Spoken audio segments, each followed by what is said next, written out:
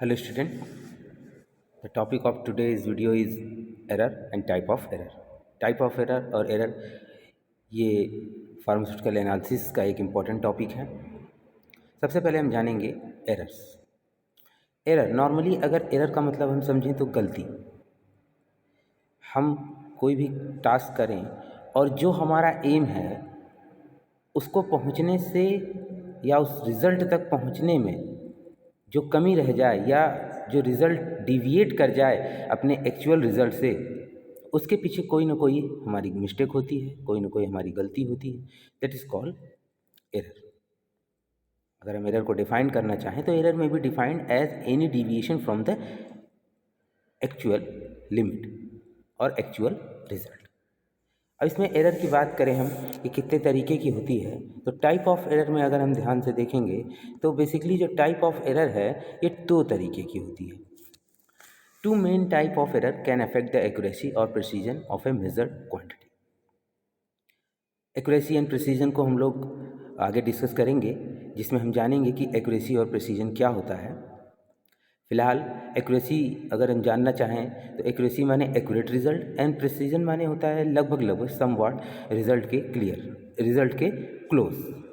तो accuracy and precision की अगर हम बात करें तो उससे जो डिविएशन होता है उसी को हम एरर कह देते हैं। मतलब जो हमारा रिजल्ट आना चाहिए एक्यूरेट या प्रिसाइज, उससे जो डिविएशन जितना होता है वो हमारे किसी न किसी एरर की वजह से होता है। तो बेसिकली अगर देखा जाए तो इसको दो भागों में बांटा गया है, एक डिटर्मिनेंट एरर और एक इनडिटर्मिनेंट एरर। अगर हम डिटर्मिनेंट एरर की बात करें, ठीक है, डिटर्मिनेंट का मतलब हुआ कि हमारी वजह से, ठीक है, मतलब आप ये कह सकते हैं कि अगर हम कोशिश करते, अगर हम ध्यान रखते तो शायद वो एरर ना होती। तो डिटर्मिनेंट, डिटरमाइंड, ठीक है। इनडिटर्मिनेंट का मतलब होता है अनिश्चित है, जिसमें हमारा कोई फोर्स उस पर नहीं चलता, मतलब उस पर हमारा कोई बल नहीं होता है, वो एक्सीडेंटली हो जाती है।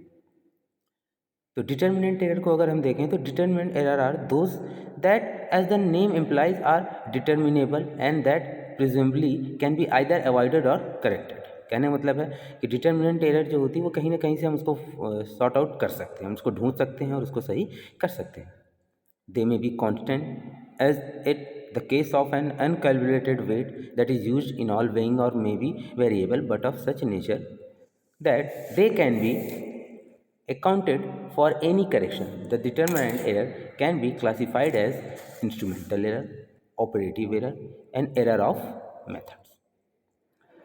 अगर हम इसको समझने की कोशिश करें तो डिटर्मिनेंट एरर वो एरर होती हैं जिनको हम अपने प्रैक्टिकल में उसको हम फाइंड आउट कर सकते हैं और वो कहीं ना कहीं हमारी मिस्टेक की वजह से होती है। जैसे कोई अनकैलिब्रेटेड हमने वेइंग इंस्ट्रूमेंट यूज़ कर दिया, हमने उसको पहले चेक नहीं किया कि क्या वो प्रॉपर वे कर रहा है या नहीं। जैसे कि हम लोग देखते हैं नॉर्मली दुकानों पर, ग्रोसरी शॉप पे होता है कि, या जहाँ पर भी मेज़रमेंट का वर्क होता है वहाँ पर एक बार उसको कैलिब्रेट किया जाता है कि प्रॉपरली ये वर्क कर रही है कि नहीं।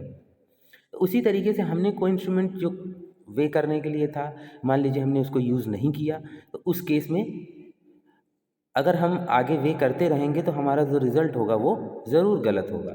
क्यों? क्योंकि अगर हमें जो क्वांटिटी लेनी है वो क्वांटिटी हम ले नहीं पाएंगे। तो इस तरीके की जो एरर है उसको बांटा गया है instrumental error, operative error and error of methods. तीन तरीके की जो डिटर्मिनेंट एरर होती है वो तीन तरीके से उसको बांटा गया है। अब उसको हम डिटेल में देखें तो इंस्ट्रूमेंटल एरर सबसे पहले हम लोग देखेंगे। Instrumental error,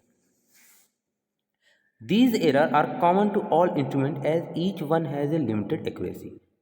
The manufacturer of the instrument generally provide the tables, coating, the reliability of the result in the respective ranges. It should be kept in mind that the calibration of the instrument is one range may not be valid for the entire range. In the case of volumetric analysis, the glass apparatus like burette, pipette, and measuring flask are calibrated to provide or contain a specific volume at certain temperature. If the working temperature is different, the volume delivered or measured may be incorrect. The chemist has to consider all these errors which are introduced during experiment. तो अगर हम instrumental error की बात करें तो जो भी instrument होते हैं हम जब उसको यूज़ कर रहे हो तो उसका कैलिब्रेशन बहुत ज़रूरी है। कैलिब्रेशन करते समय जो एक स्टैंडर्ड लिमिट दी गई है मैन्युफैक्चरर द्वारा कि इतना डिविएशन इस तरीके से इसमें काउंट किया जा सकता है, तो हम जब भी इंस्ट्रूमेंट्स को यूज़ करेंगे उनको कैलिब्रेट उसी रेंज में करेंगे, उसके बाद ही हम उसको अपने प्रैक्टिकल में यूज़ करें। अगर हम ऐसा नहीं करते हैं तो इससे हमारा रिजल्ट जो है वो फ्लैक्चुएट होगा और एक एरर कॉज होगी जिसे हम डिटर्मिनेंट एरर के इंस्ट्रूमेंटल एरर के कॉलम में या इंस्ट्रूमेंटल एरर के सेक्शन में रखेंगे। That is called instrumental error. जो भी इंस्ट्रूमेंट हम यूज़ कर रहे हैं अगर हमने उसको कैलिब्रेट नहीं किया तो ये एरर आएगी। फिर वॉल्यूमेट्रिक फ्लास्क हो या मेजरिंग सिलेंडर हो या कोई मेजरमेंट डिवाइस हो, कुछ भी हो, अगर हमने उसको कैलिब्रेट नहीं किया, हमने उसको यूज़ करने से पहले चेक नहीं किया कि वो एग्जैक्ट रिजल्ट दे रही है या नहीं, तो फिर हमारा एरर उसमें आएगा। इसके बाद दूसरा है ऑपरेटिव। जैसा कि नाम से देख रहे हैं हम लोग, operative, operation, during the operation मतलब वर्किंग करते समय, मतलब हमने चेक कर लिया, चेक करने के बावजूद मतलब हम जब उसको यूज़ कर रहे हैं उस दौरान, यानी ऑपरेशन में जब यूज़ हो रहा है तो हमने उससे मिस्टेक की है। कैसे? This include personal error and can be reduced by experience and in case of the analyst in the physical manipulation involved operations in which these error may occur include transfer of solution, effervescence, incomplete drawing of sample, etc. These are difficult to correct for personal errors which may also be introduced due to the physical disability like color blindness, which may be incorrect judgment of color. Other personal error include mathematical error in calculations. अब चूंकि instrumental error तो हमने दूर कर ली, हम ध्यान रखेंगे instrument properly work कर रहा है, लेकिन अगर ऑपरेटिव एरर की ओर अगर हम जाएं तो जो हम ऑपरेशन कर रहे हैं ड्यूरिंग दैट ऑपरेशन, अगर जो इस प्रैक्टिकल को कर रहा है, जो एनालिस्ट है, वो अगर प्रॉपरली एक्सपीरियंस नहीं है, उसे ये नहीं पता कि जब हम मेज़र करेंगे किसी चीज़ को तो उसकी रीडिंग हम कहाँ, किस जगह से हम उसको मेज़र करेंगे। जैसे वाटर को जब हम मेज़र करते हैं तो उसमें एक कर्व बनता है, क्योंकि वाटर फ्लैट सरफेस पे होता नहीं है, ग्रेविटेशनल फोर्स की वजह से उसमें एक कर्व बनता है। तो कर्व का जो मिड पॉइंट होता है वो हमेशा हमको अपने जो मेजरिंग पॉइंट है यानी 50 ml है तो उससे हमको मैच करना पड़ता है। तो अगर ऐसी चीज़ें नहीं की गई तो हम जो एक्यूरेट वॉल्यूम है वो नहीं ले पाएंगे, तो ये ऑपरेशनल एरर हो जाएगी। साथ ही साथ कई बार जो इंडिविजुअल है वो कलर को पहचानने में सक्षम नहीं हुआ, मान लीजिए उसको कलर ब्लाइंडनेस है, तो जिसमें वो नहीं समझ पाया कि रेड कलर कब आया, पिंक कलर आया, ब्लू कलर आया, तो उसमें भी एंड पॉइंट वो कैलकुलेट नहीं कर पाएगा। और जैसे हम लोग टाइट्रेशन करते हैं तो उसमें हमें पता होना चाहिए कि लाइट पिंक कलर पे हमें रिएक्शन को रोकना है या डार्क पिंक कलर पे रोकना है।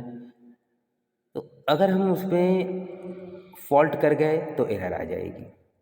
तो इस तरीके की जो एरर होती है उसे हम बोलते हैं ऑपरेटिव एरर। इसके बाद जो है वो है एरर ऑफ मेथड। जो मेथड हम अपनाएंगे कभी कभी उसके रॉन्ग समझने की वजह से या गलत उसके प्रेडिक्शन की वजह से हम एरर को कर जाते हैं या एरर हमारे रिजल्ट में आ जाती है। जैसे these are the most serious error of an analyst. Most of the errors discussed above can be minimized or corrected, but errors that are inherent in the method cannot be changed. Thus, the Zaldal method used for the determination of nitrogen compound, the digestion with concentrated sulfuric acid may not be completely convert the nitrogen ring to ammonium sulfate. This is particularly true in case of pyridine compound, in which the result of nitrogen determinants are low. Some other source of methodic error include precipitation of impurities, side reaction, slight solubility of precipitation, impurities in reagent, etc. तो method of error को अगर हम बात करें तो ऊपर के जो दो एरर थे वो तो थोड़े कम सीरियस थे। इंस्ट्रूमेंटल एरर, इंस्ट्रूमेंटल के अलावा जो दूसरा आपका जो ऑपरेटिव एरर था, ये दोनों उतने सीरियस नहीं थे जितनी कि एरर ऑफ मेथड, यानी ये वाला कुछ ज़्यादा ही सीरियस है, क्योंकि इसमें अगर इसकी गलती होती है तो इसको मिनिमाइज़ बहुत ही कठिनाई से, बहुत ही मुश्किल से कर सकते हैं। इसमें होता क्या है कि जैसे कुछ रिएक्शंस होते हैं जिनमें कब प्रेसिपिटेशन फॉर्म होना है, प्रेसिपिटेशन से पहले रोकना है, या पोस्ट प्रेसिपिटेशन देखना है, या प्री प्रेसिपिटेशन देखना है। कई बार रिएक्शन में साइड रिएक्शन भी चलती रहती हैं। कई बार दो रिएजेंट आपस में मिलके इम्प्योरिटीज कॉज कर देते हैं, इसकी वजह से भी रिजल्ट में एरर आ जाती है। जैसे यहाँ पे ज़ेल्डाल मेथड को बताया गया है कि जब पिरिडीन कंपाउंड में इसका अप्लाई किया जाता है तो कई बार जितना भी नाइट्रोजन है वो पूरा पूरा कन्वर्ट नहीं हो पाया रहता है, और उसी समय इसको हम एनालाइज कर लेते हैं, उसको हम जज कर लेते हैं, जिसकी वजह से हमारे रिजल्ट में एरर आ सकती है। तो एरर ऑफ मेथड जो है वो सबसे सीरियस एरर है डिटर्मिनेंट एरर में। डिटर्मिनेंट एरर की सबसे सीरियस एरर ऑफ मेथड है। ये तीन मेथड्स या तीन जो टाइप हैं ये डिटर्मिनेंट एरर के हैं। इसके बाद हम लोग बात करेंगे इनडिटर्मिनेंट एरर। तो this type of error include the indeterminate error generally called accidental और रैंडम एरर। मैंने आपको शुरू में बताया कि ये एक्सीडेंटल एरर होती है और रैंडम होती है, कभी कदार होती है, और इसके लिए जो इंडिविजुअल होता है वो जिम्मेदार नहीं होता है। डिटर्मिनेंट एरर के लिए रिस्पॉन्सिबल जो होता है वो आपका इंडिविजुअल होता है, एनालिस्ट होता है, बट यहाँ पर ऐसा कुछ नहीं होता है। They are revealed by small differences in successive measurement made by the same analyst under virtually identical condition. These errors cannot be predicted or determined. These accidental errors will follow a random distribution.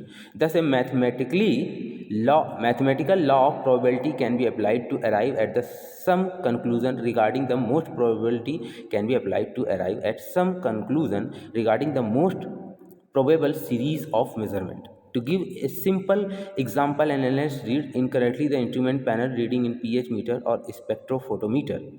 He notes down the reading which is used in calculation based on in pH meter or spectrophotometer. He notes down this reading which is used in calculation based on this reading. तो ये जो indeterminate error है, indeterminate error जो होती है वो accidentally हो जाती है। एक्सीडेंटली का मतलब हुआ कि हमें पता ही नहीं चलता है ये एरर हो गई है। तो इसको जो है मिनिमाइज़ करना बहुत ही मुश्किल होता है, क्योंकि जब हम जान ही नहीं पाएंगे ये एरर हुई है तो हम इसको कैसे मिनिमाइज़ करेंगे। जैसे कई बार होता है कि हमने रीडिंग ही गलत नोट कर ली है, हम पूरे श्योरली पूरे फोकसली हमने नोट किया, बट हमसे रीडिंग जो है वो गलत नोट हुई और हमने उसको यूज़ करते हुए पूरा का पूरा कैलकुलेशन ख़त्म कर दिया।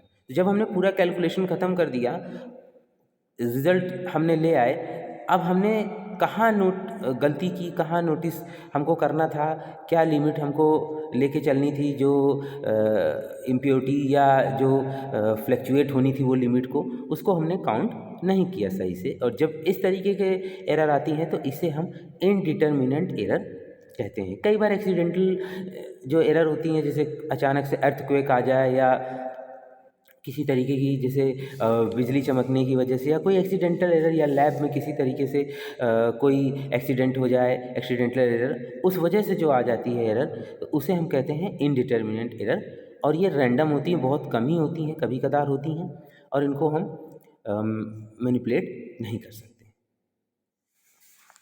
इस तरीके से हमने एरर्स को समझा एंड टाइप ऑफ एरर को समझा। तो आई होप आपको एरर और टाइप ऑफ एरर समझ में आया होगा। स्टडी करें। Thank you.